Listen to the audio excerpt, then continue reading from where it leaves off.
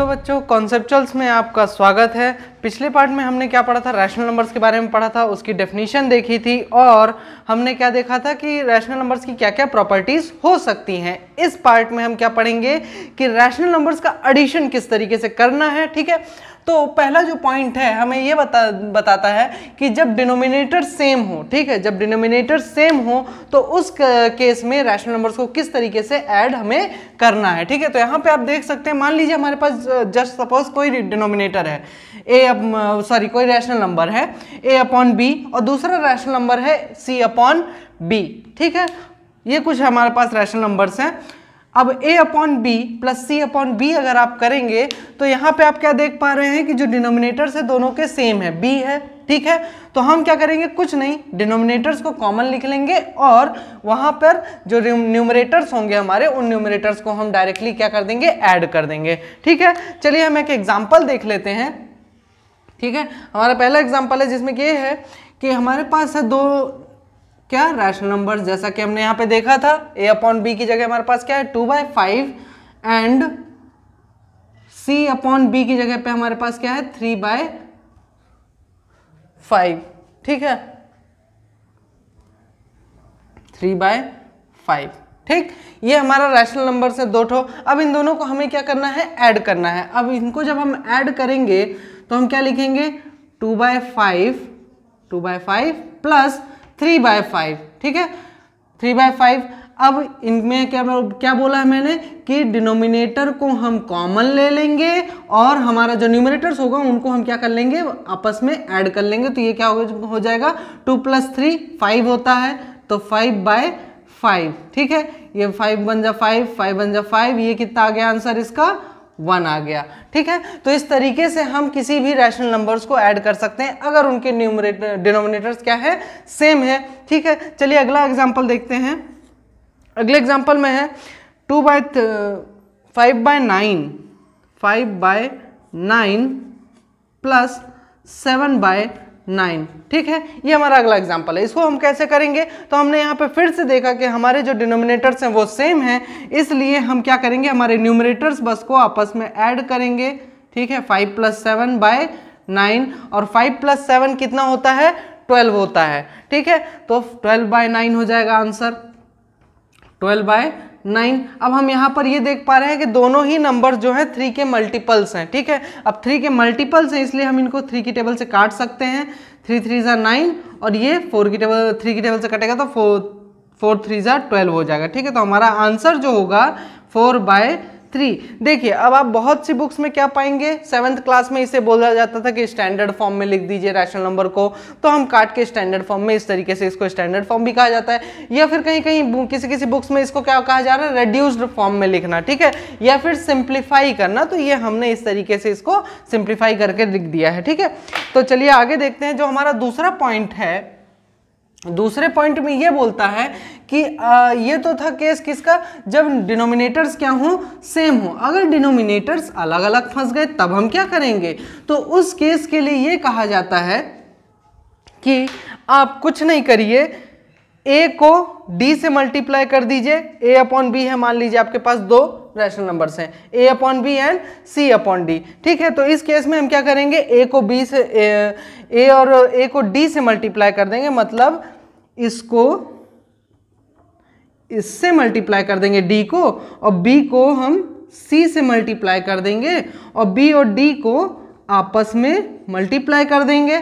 ठीक है, यही चीज लिखा है AD + BC अपॉन BD। चलिए एक एग्जाम्पल के थ्रू हम इस चीज को समझते हैं। ठीक है, अब मान लीजिए जैसे यहाँ पे एक एग्जाम, यहाँ क्या था हमारे पास rational number a upon B and c upon d. उसी तरह से हमारे पास दो रैशनल नंबर्स हैं, क्या 2/3 एंड 4/5, 2/3 एंड 4/5, ये हमारे पास दो रैशनल नंबर्स हैं। ठीक है, अब इन दोनों रैशनल नंबर्स को हम ऐड करेंगे तो हम किस तरीके से लिख देंगे 2/3 प्लस 4/5। ठीक है, उसके बाद हमें क्या करना है, इसको हमें इससे मल्टीप्लाई करना है, इसको इससे मल्टीप्लाई करना है, इन दोनों को आपस में मल्टीप्लाई कर देना है। ठीक है, तो चलिए मल्टीप्लाई करके देखते हैं। तो 2 × 5 हो जाएगा, 2 × 5, बीच में प्लस का साइन है, प्लस का साइन लगा दीजिए, और क्या होगा 4 × 3, 4 इंटू 3 डिवाइडेड बाय 3 इंटू 5, ये हमारा डिनोमिनेटर हो गया। ठीक है, इस तरीके से हमने इसको लिख दिया है। तो ये क्या हो जाएगा, 2 5 जा 10 हो जाएगा, प्लस 4 3 जा 12 हो जाएगा, डिवाइडेड बाय 15 आया हमारा, है ना, यहाँ पे डिनोमिनेटर। तो ये कितना हो जाएगा, 22 बाय 15। ठीक है, तो इस तरीके से हम अपना सॉल्यूशन कर सकते हैं। ठीक है, ये देखिए ये हमारा सॉल्व हो गया। चलिए एक और एग्जांपल देखते हैं। अगला एग्जांपल है 6 बाय 7 प्लस 8 बाय 11 है हमारे पास। ठीक है, अब इन दोनों के भी डिनोमिनेटर्स क्या हैं, अलग अलग हैं। तो हम क्या करेंगे, 6 को 11 से मल्टीप्लाई करेंगे। ठीक है, तो हम क्या लिख लें, 6 इंटू 11। ठीक, प्लस का साइन है, प्लस का साइन लगा दो यार। उसके बाद 8 इंटू 7 करना है, तो 8 को 7 से मल्टीप्लाई कर दो। ठीक है, डिवाइडेड बाय, ठीक, अब 7 इंटू 11 भी करना है, 7 इंटू 11। तो ये कितना हो जाएगा हमारा, 6 इंटू 11 कितना होगा, 66 प्लस 7 8 जा 56। ठीक है, डिवाइडेड बाय 7 11 जा 77। ठीक है, अब हम क्या करेंगे, 66 को 56 से जब ऐड करेंगे तो ये कितना आ जाएगा, 122 डिवाइडेड बाय 77, ये हमारा आंसर है।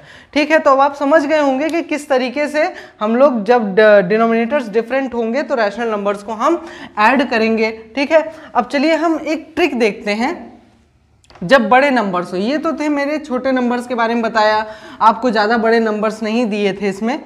ठीक है, एग्जाम्पल्स में अगर आपके पास कभी बड़े नंबर्स फंस गए, ठीक है, थोड़े से बड़े नंबर्स, ज़्यादा बड़े नहीं, है ना, अपन एग्जाम्पल में देखेंगे, इसलिए छोटे छोटे नंबर्स को अभी भी लेंगे।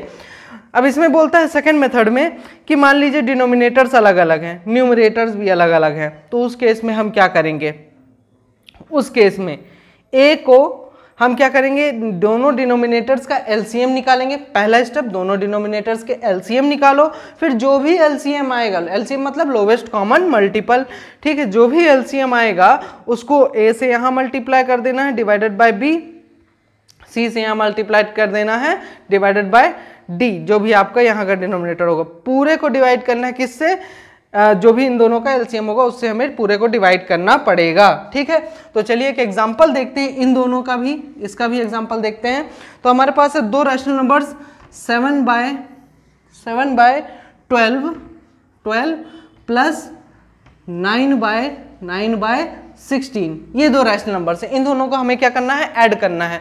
तो अब हम क्या करेंगे, एलसीएम निकालना है पहले दोनों का। ठीक है, तो दोनों का चलिए एलसीएम निकाल लेते हैं। ये है हमारा 12, ये है 16, दोनों ही 4 की टेबल से चले जाएंगे, 4 की टेबल में आते हैं। तो 4 3 जा 12 और 4 4 जा 16, फिर से 4, ये 3, ये 1, फिर से 3, ये 1, ये 1। ठीक है, तो एलसीएम हमारा क्या है इन दोनों का, एलसीएम आया कितना, 4 इंटू 4 इंटू 3। ठीक है, 4 3 जा 12, 4 ए कितना आ जाएगा, 48 आ जाएगा, 4 4 जा 16, 16 3 जा 48। ठीक है, तो हमारा एलसीएम आया 48।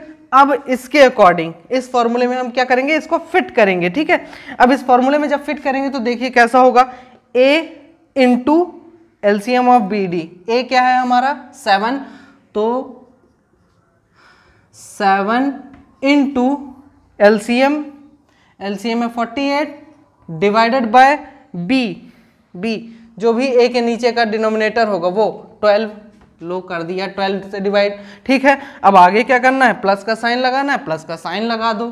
ठीक है, फिर सी लिखा है, अब सी को मल्टीप्लाई करना है फिर से 48 डिवाइडेड बाय डी मतलब सी के नीचे जो डिनोमिनेटर होगा। ठीक है, तो इंटू सी की जगह क्या आ जाएगा हमारा, सी की जगह आएगा 9 इंटू 48 डिवाइडेड बाय डी है हमारा 16। ठीक है, ये हो गया।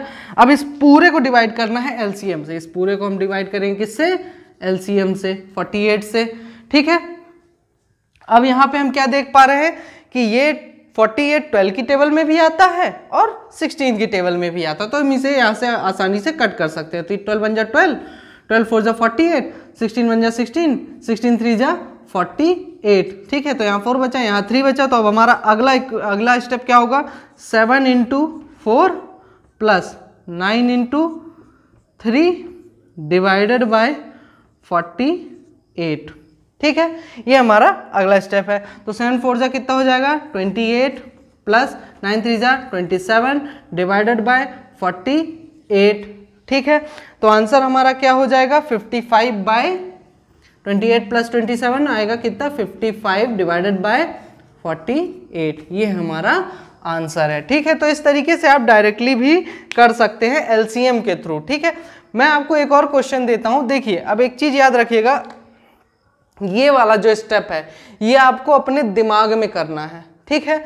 दिमाग में ही आपको इसको डिवाइड कर लेना है, सब कुछ कर लेना, फाइनली जो है तो यहाँ पे ऐसे मल्टीप्लाई करना है आपको, ठीक है। तो चलिए देखते हैं कैसे होगा दिमाग में भी।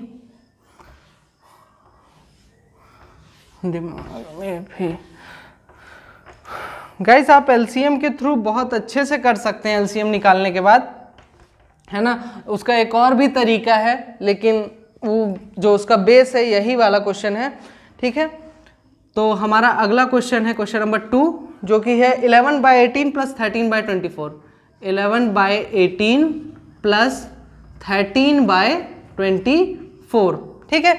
ये हमारा दो नंबर्स हैं, दो रैशनल नंबर्स हैं। अब इन दोनों रैशनल नंबर्स को हमें क्या करना है, ऐड करना है। तो पहला स्टेप क्या बताया था मैंने, एलसीएम निकालना है। तो पहला स्टेप करो, एलसीएम निकाल लो, ठीक है। एलसीएम क्या आएगा, 24 है इधर और इधर है 18, ठीक है। दोनों ही 6 की टेबल में आ रहे हैं, डायरेक्टली हमने देखा 6 की टेबल में, तो इनको 6 से डिवाइड कर देंगे तो क्या आएगा, 6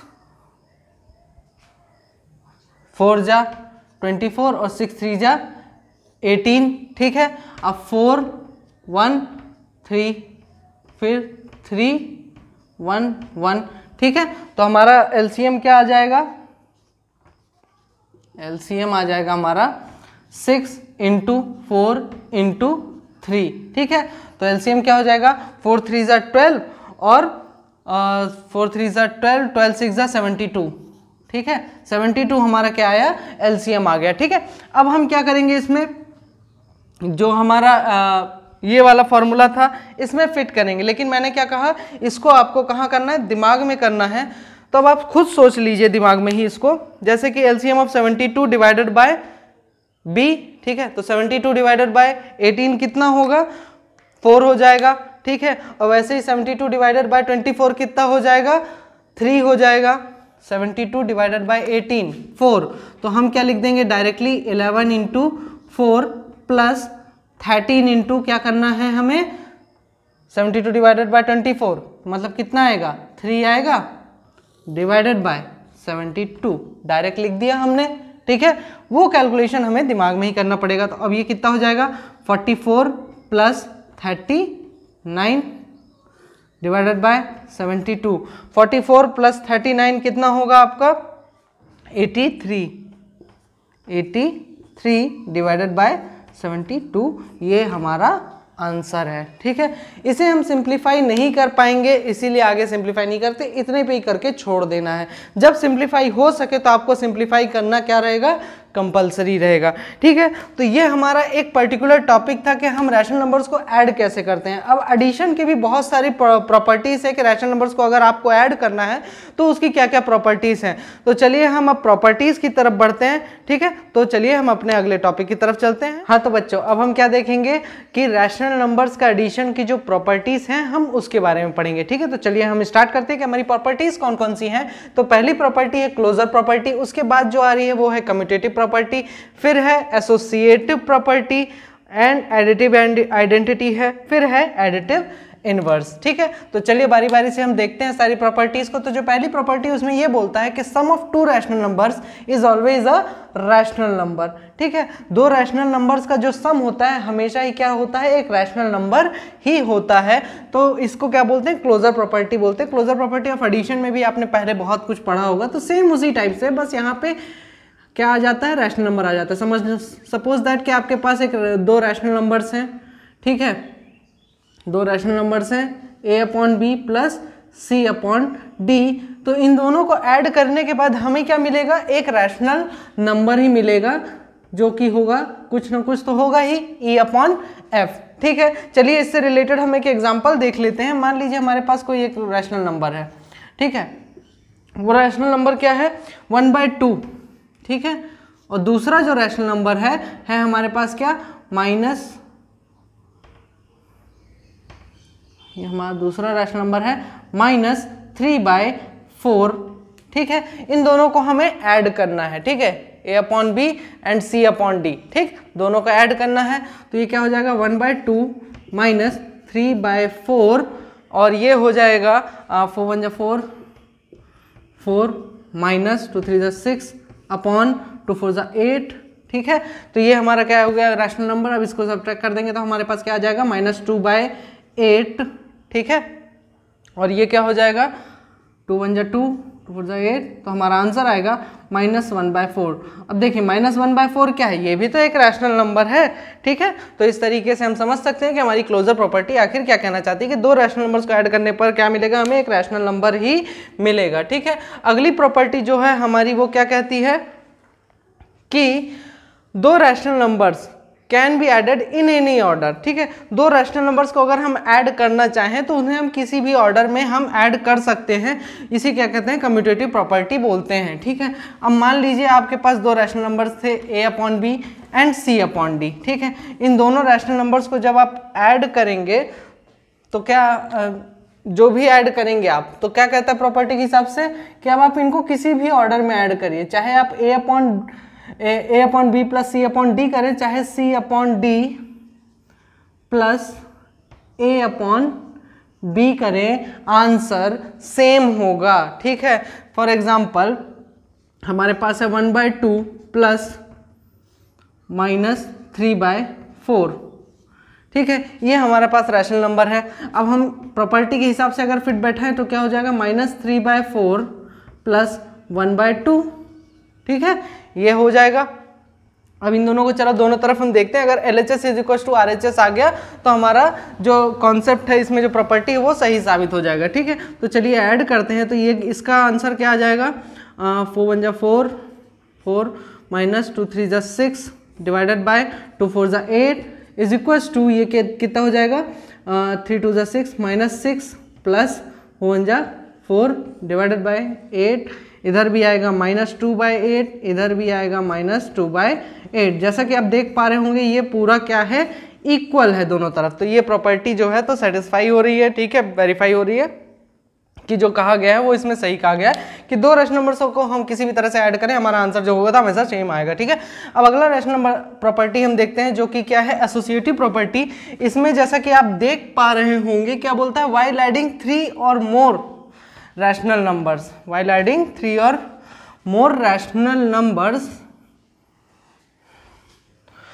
they can be grouped in any order. इस प्रॉपर्टी को क्या बोलते हैं एसोसिएटिव प्रॉपर्टी बोलते हैं। मतलब कि हमारे पास तीन रैशनल नंबर से, मान लीजिए एक तो है A/B, अब उसको हम ऐड कर दें C/D से, प्लस किससे ऐड कर दें, इन दोनों को ऐड करने के बाद जो भी आंसर आएगा उसको हम किससे ऐड कर देंगे, तीसरा रैशनल नंबर E/F से हम ऐड कर देंगे। ठीक है, अब इसको बोल रहा है 3 और मोर रैशनल नंबर्स। ठीक है, तीन रैशनल नंबर हम लेके चल रहे हैं, they can be grouped in any order. तो अलग ऑर्डर में ग्रुप करके देखते हैं।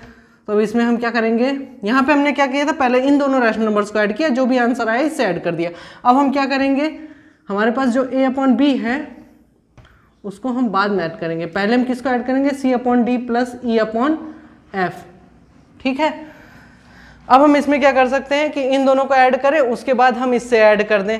ठीक है, ये चीज इसमें बोल रही है, दोनों ही केसेस में आंसर क्या आएंगे सेम आएंगे। तो चलिए एक एग्जांपल के थ्रू हम देख लेते हैं। तो हमारे पास तीन रैशनल नंबर्स हैं। ठीक है, कौन कौन से, एक तो है 5/6, दूसरा 5/6 -1/3 प्लस -1/3 प्लस -3/4 ठीक है, ये हमारे पास तीन रैशनल नंबर्स हैं। अब हम पहले इसको ऐड करेंगे। ठीक है, इन दोनों को ऐड कर देंगे पहले, जैसा कि इसमें दिया था इन दोनों को ऐड करेंगे तो क्या आ जाएगा 5/6 में आप क्या करेंगे, 3 इधर मल्टीप्लाई होगा तो 15 आ जाएगा, 15, 6 इधर मल्टीप्लाई होगा तो माइनस 6 1 जा 6, माइनस 6 डिवाइडेड बाय 6 3 जा 18 माइनस 3/4, ठीक है, इज इक्वल्स टू उधर के हिसाब से देखते हैं 5/6 ऐसा का ऐसा ही रहा आएगा, प्लस में क्या हो जाएगा, ये दोनों ऐड होंगे, ये दोनों है ना, तो इन दोनों को 4 1 जा 4 -4 -4 3 3 जा 9 -9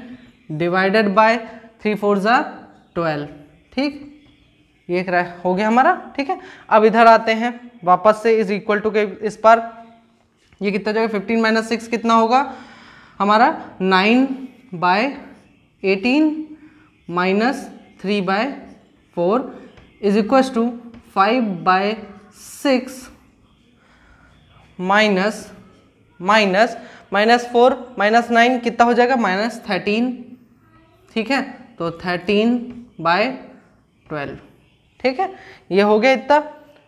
हाँ, तो हमारा क्या आ जाएगा 9/18 -3/4 5/6 -13/12। अब इसको हम काट सकते हैं तो काट देंगे, उसके बाद सॉल्व करेंगे। क्या है कि कैलकुलेशन आप जितना हो सके उतना इजी करिए।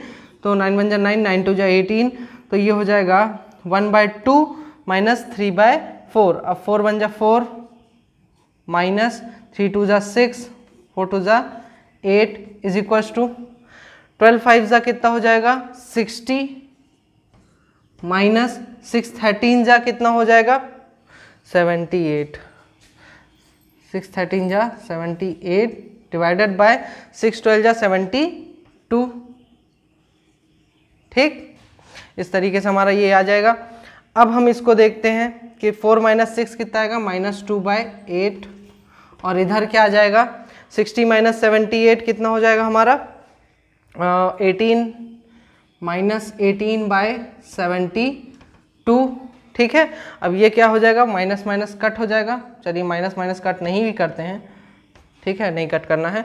अब ये कितना हो जाएगा 1/4, ठीक है, 2 4 जा 8, ये कितना हो जाएगा 18 1 जा 18 और 18 4 जा 72। तो हमारा दोनों तरफ आंसर क्या आया -1/4 इज इक्वल टू -1/4। तो LHS जो है तो RHS के बराबर हमारा आ गया, ठीक है। तो यही चीज़ मैं आपको दिखाना चाह रहा था कि किस तरीके से हमारा ये जो एसोसिएटिव प्रॉपर्टी है ये प्रूफ हो जाता है, ठीक है। अब उसके बाद चलिए हम देखते हैं अगली प्रॉपर्टी जो कि है एडिटिव आइडेंटिटी। तो एडिटिव आइडेंटिटी में क्या बोलता है, sum of any rational number and 0 is the rational number itself, a/b + 0 is equal to a/b additive identity कहलाता है, ठीक है। मतलब कि किसी भी रैशनल नंबर को अगर 0 से ऐड करेंगे तो वो नंबर वापस से अपने आप ही आ जाएगा, ठीक है।